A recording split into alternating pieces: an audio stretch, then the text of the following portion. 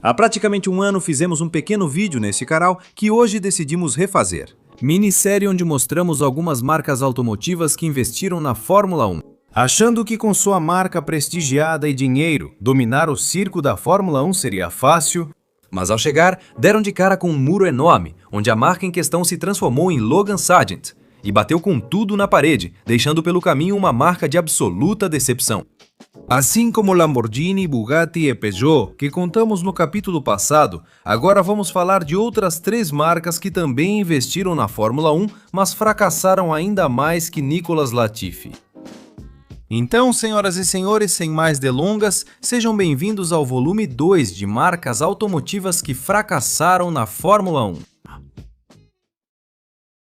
Pensar em marcas japonesas pode fazer com que muitos lembrem de empresas como Honda, Nissan, Mazda e muitos outros exemplos de gigantescas indústrias automotivas nipônicas. A primeira história desse top é de uma marca que você provavelmente já viu em motos, aparelhos de som, pianos e talvez em algum automóvel. Eles só fabricaram um, é verdade, embora não tenha passado de um protótipo. Mas, senhoras e senhores, a Yamaha é uma empresa japonesa fundada em 1887 por Torakusu Yamaha, que inicialmente começou como uma empresa dedicada à fabricação de instrumentos musicais, e cuja história vai de pianos a hélices. Para aviões da Segunda Guerra Mundial, até motocicletas, bicicletas, lanchas, enfim, a Yamaha é uma empresa muito conhecida em todo esse planeta. Que a partir de 1955, graças a Genichi Kawamaki, fundariam a Yamaha Motor Company, que se dedicaria principalmente à criação de motocicletas, que é justamente o DNA do esporte a motor dessa marca, onde a Yamaha teve muito sucesso, principalmente em categorias como a MotoGP. Para as décadas de 80 e 90, a Yamaha já era uma grande referência no mundo do automobilismo. Cresciam a passos largos, tinham bastante sucesso, e a marca já tinha certo renome na fabricação de motores. Chegaram a pensar em expandir-se em grande escala, não só dominando o mercado de motos, mas também investindo na Fórmula 1. E no final dos anos 80 decidiram fabricar um motor V12 de Fórmula 1, aproveitando a proibição dos motores turbo em 1970. Motivados também porque tinham a intenção de lançar seu primeiro veículo esportivo no mercado para tentar se posicionar também no mundo automobilístico. O carro em questão era o OX9911.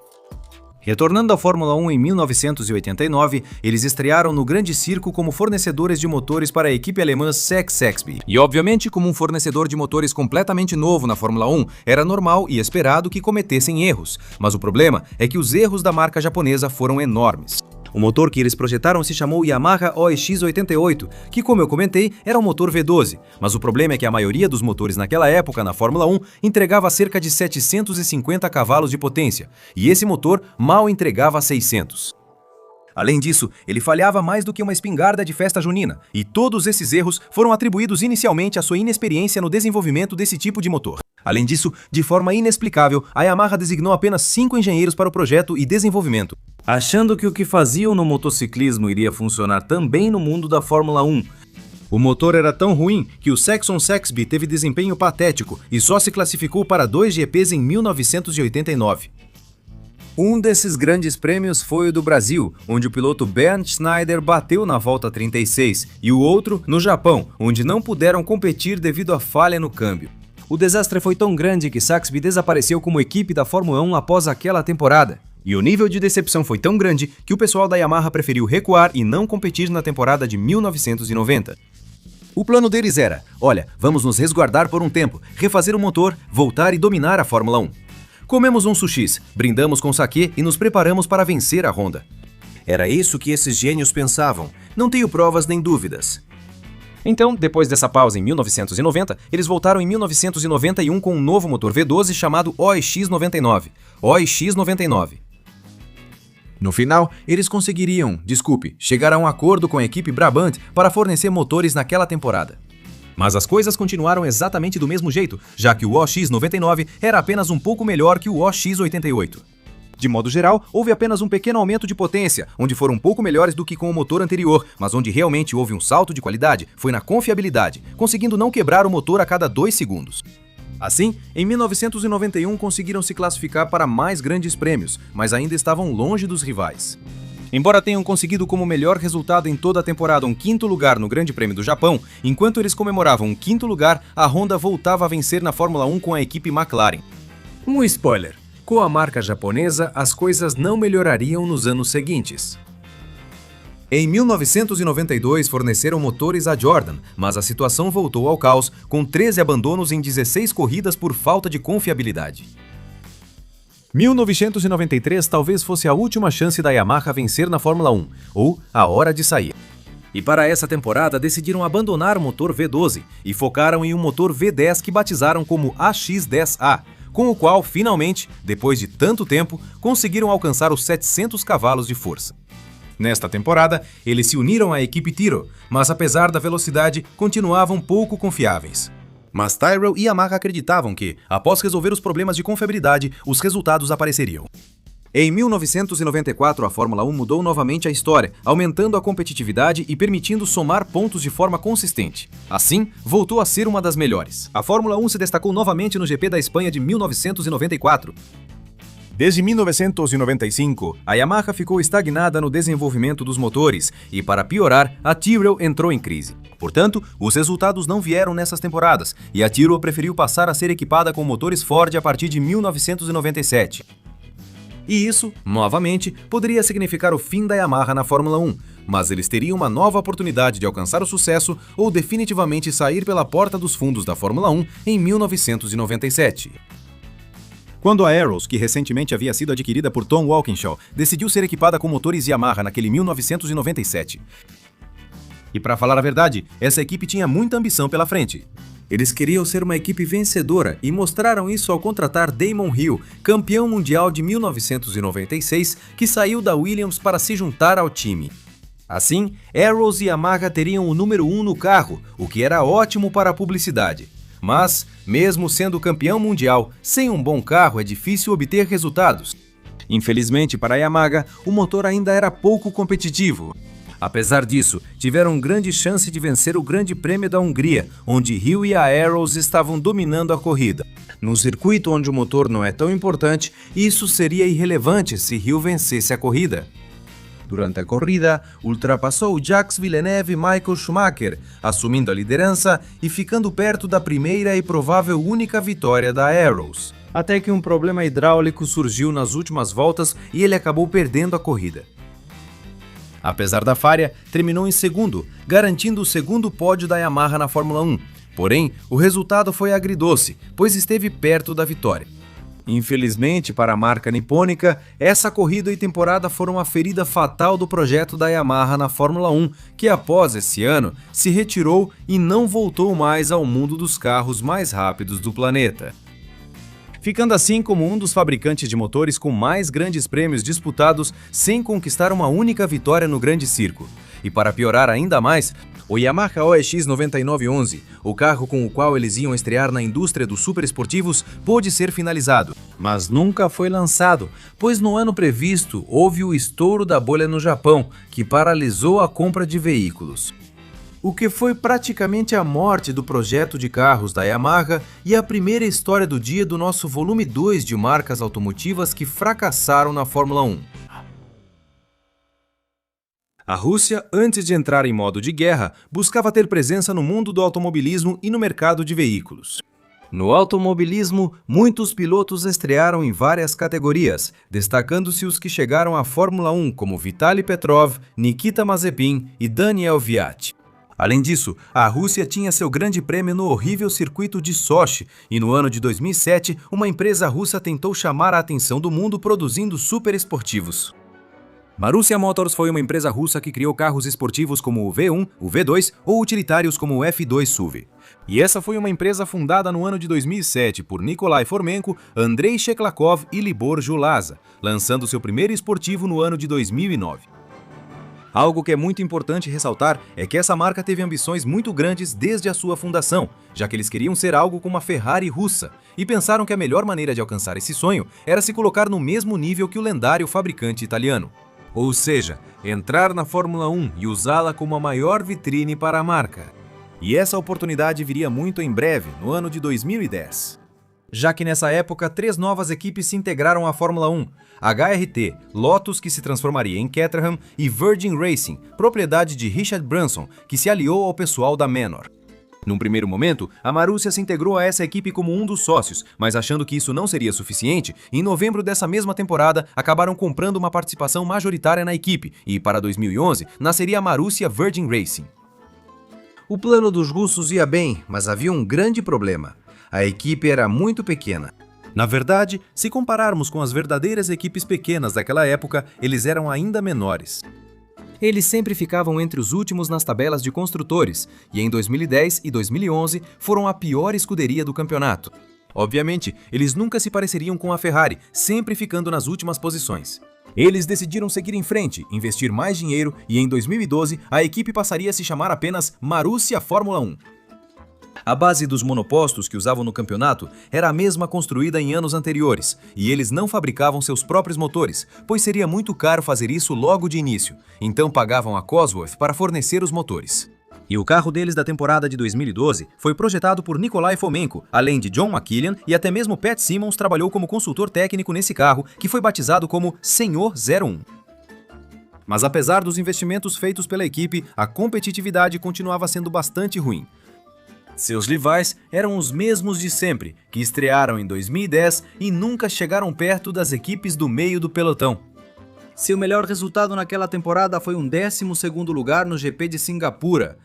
Em penúltimo na tabela de construtores, sem destaque ou resultados, e sempre nas últimas posições, a Marussia logo começou a ter prejuízos financeiros com sua equipe de Fórmula 1. E 2013 acabou sendo uma repetição de praticamente tudo o que tínhamos visto nos anos anteriores.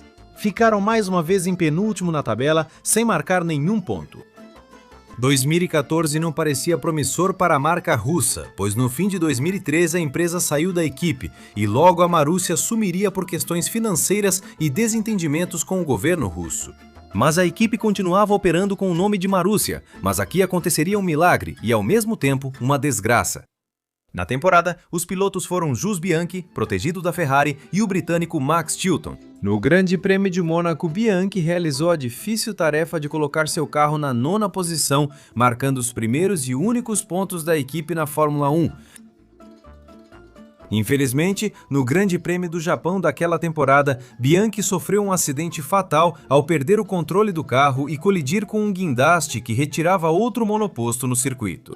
Isso não foi bem recebido pela equipe, pois a imprensa focou na Marussia, especulando sobre seu papel no acidente que um ano depois tiraria a vida do jovem piloto francês.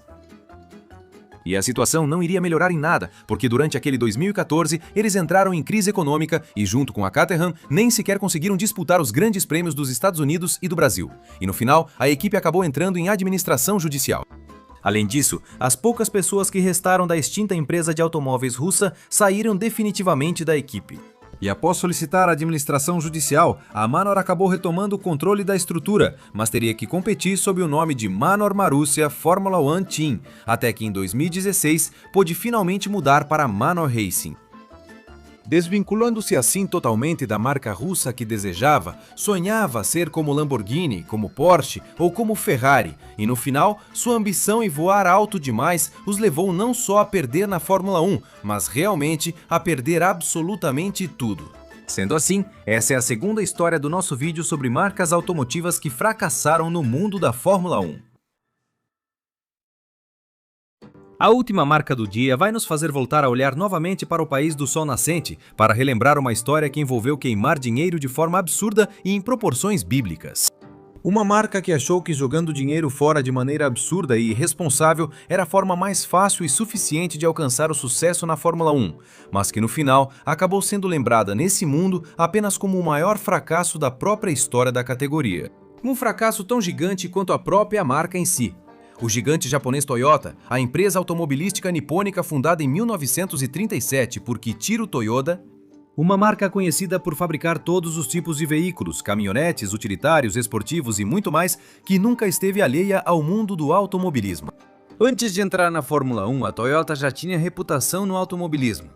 Por exemplo, quando foram campeões do Mundial de Rally em 1993, 1994 e 1999 como construtores, além de conquistar 4 títulos de pilotos. E claro, fabricaram um carro para competir nas 24 horas de Le Mans, o Toyota GT1. Com ele, em 1999, terminaram em segundo lugar na prestigiosa corrida, além de outras categorias menores disputadas pela Toyota. Mas a marca decidiu que, em 1999, era preciso apostar alto para que a Toyota se tornasse muito mais reconhecida no mundo do automobilismo. Para isso, encerraram seus programas de Rally e de Le Mans para focar totalmente na principal categoria do automobilismo. O plano da Toyota era entrar na Fórmula 1 em 2001, sob o lema de custe o que custar. Acreditavam que o sucesso nessa disciplina seria a maior vitrine para a Toyota como marca automotiva. Foi autorizado um orçamento absurdamente grande, um dos maiores do grid, para tentar alcançar esses resultados da forma mais rápida possível. Isso levaria à contratação de talentos e à expansão do centro de operações da equipe em Colônia, Alemanha, com infraestrutura moderna, fábrica renovada, túnel de vento e diversos equipamentos. Visava garantir que a Toyota alcançasse sucesso na Fórmula 1 de qualquer jeito. Eles decidiram criar sua própria estrutura do zero. Havia muita ambição por parte da Toyota, que na verdade não conseguiu estrear em 2001 e sim teve sua estreia adiada para o ano de 2002. Mas logo perceberiam que ter um orçamento absurdo não era suficiente para vencer na Fórmula 1. A temporada de 2002 marcou a estreia da marca japonesa, com Mika Mikasalo e Alan Necknish como pilotos, mas foi muito difícil com apenas 2 pontos conquistados. Eles tinham um carro pouco competitivo, com problemas de peso, aerodinâmica e velocidade. Mas como culpariam a si mesmos por esse mau resultado, sendo a Toyota gigante automobilística japonesa?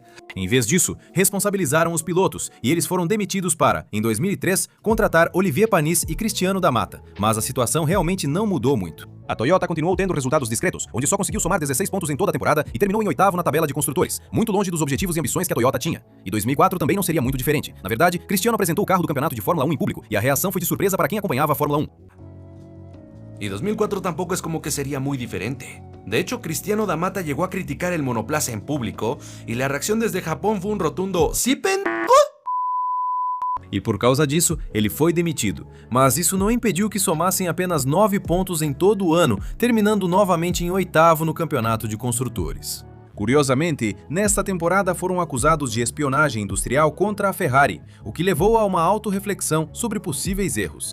Como melhorar o processo, resolver a falta de velocidade e os problemas de confiabilidade do motor, e como avançar gradualmente até o topo. Para isso, seguiram gastando dinheiro tentando contratar pessoal qualificado. Contrataram Mike Gascoigne e o carro de 2005 foi o primeiro projetado por ele. No início da temporada, mostrou competitividade surpreendente, conquistando o primeiro pódio da equipe no GP da Malásia e mais 4 vezes ao longo do ano, terminando em 4º no campeonato de construtores, mas ainda longe da vitória. Os resultados demoravam mais do que a marca japonesa esperava, e além disso, a equipe adotou uma filosofia que buscava replicar o trabalho da Toyota com carros de rua na Fórmula 1. A atenção e precisão aos detalhes era tanta que, segundo Ralf Schumacher, cada engenheiro ou funcionário precisava revezar constantemente, garantindo que se alguém falhasse, outro assumisse o trabalho para manter a qualidade ao cliente. Que por si só, isso como uma decisão automotiva é perfeito, mas no mundo da Fórmula 1 não funciona. Fazendo com que as decisões e as mudanças que essa equipe precisava fossem bastante lentas, tornando essa filosofia ineficaz em um mundo que se move extremamente rápido como a Fórmula 1. Esse sempre foi um dos grandes obstáculos da Toyota para conquistar a categoria máxima. Mas mesmo assim, decidiram gastar mais dinheiro, ser mais ambiciosos e apostar em melhores resultados. Mas 2006 voltou a ser decepcionante. O carro voltou a perder competitividade e acabaram culpando Mike Gascoigne por isso, onde em todo aquele 2006 conseguiram apenas um pódio e caíram para o 6º lugar na tabela de construtores. E ano após ano era a mesma história. Pilotos e funcionários entravam e saíam, e quem estava na equipe de Fórmula 1 se sentia limitado pelo modo de trabalho da Toyota, sem resultados. Em 2008 já tinham se passado 7 temporadas e eles não tinham conseguido nenhuma única vitória, mas ainda teriam pela frente uma última grande aposta. A mudança no regulamento da temporada de 2009 era vista por eles como uma grande oportunidade de alcançar o sucesso que por tanto tempo lhes escapou. Era basicamente tudo ou nada para eles, e era necessário e vital ter uma boa temporada para manter o interesse da marca na Fórmula 1. E sim, no começo de 2009, eles mostraram muita competitividade, já que a Toyota era uma das equipes que apostou no difusor duplo, mas em ritmo foram amplamente superados pelo pessoal da Brau GP, embora tenham conquistado vários pódios na primeira parte do ano. Mas quando o resto das equipes foi evoluindo, a Toyota começou a perder terreno e a luta pela vitória foi ficando cada vez mais complicada. Eles, em um primeiro momento, antes de começar a temporada, tinham como objetivo terminar em terceiro entre os construtores, e só conseguiram ficar em quinto na tabela. Com a crise econômica latente naqueles anos, a falta de resultados e um cansaço geral da Toyota, decidiram anunciar sua saída da Fórmula 1 em 2009, mesmo já tendo praticamente pronto o carro da temporada de 2010. Onde, na verdade, especialistas comentavam que o carro tinha muito potencial para começar a ganhar corridas a partir daquela temporada. E, infelizmente, isso marcou o fim da Toyota na Fórmula 1, pelo menos como uma equipe independente. Que, infelizmente, até hoje é lembrada por queimar mais de 2 bilhões de euros no projeto sem conquistar uma única vitória pela falta de competitividade. Considerando o alto investimento e orçamento, essa equipe é vista como o maior fracasso da história da Fórmula 1 entre as equipes. 8 temporadas, milhões de euros investidos, estrutura de primeiro mundo e nenhuma vitória justifica o título. No entanto, muitos anos depois desse fracasso, a Toyota voltou na temporada de 2004 junto com a equipe Haas, não como uma equipe independente, mas sim com um vínculo de colaboração técnica com o qual a Toyota busca, de certa forma, limpar a imagem do fracasso anterior que tiveram. Apenas o tempo e os resultados dirão se a Toyota voltará a participar em tempo integral na Fórmula 1. Ou se, depois da horrível experiência anterior que sofreram entre os anos de 2009 e 2010, decidem nunca mais tentar novamente, sendo assim a última marca do nosso volume. 2 de empresas automobilísticas que fracassaram na Fórmula 1. Mas, senhoras e senhores, assim encerramos o volume 2 de marcas automobilísticas que fracassaram na Fórmula 1. Mas é aqui que eu te pergunto, você conhecia alguma dessas histórias? Você gostaria que alguma dessas marcas em particular tivesse tido sucesso na Fórmula 1? Conte para nós quais outras marcas você gostaria que mencionássemos em um possível volume 3 desta minissérie. Me contem todas as suas opiniões na seção de comentários. Eu sem mais me despeço dizendo que se você gostou desse vídeo, me dê o joinha, se inscreva no canal, ative as notificações para saber quando estou postando um novo vídeo e compartilhe esse com seus amigos. Convido você a seguir nossas contas no Instagram e Twitter, os links estão na descrição. Até breve com mais conteúdo no canal Skyline Racing. Obrigado por nos acompanhar e até logo!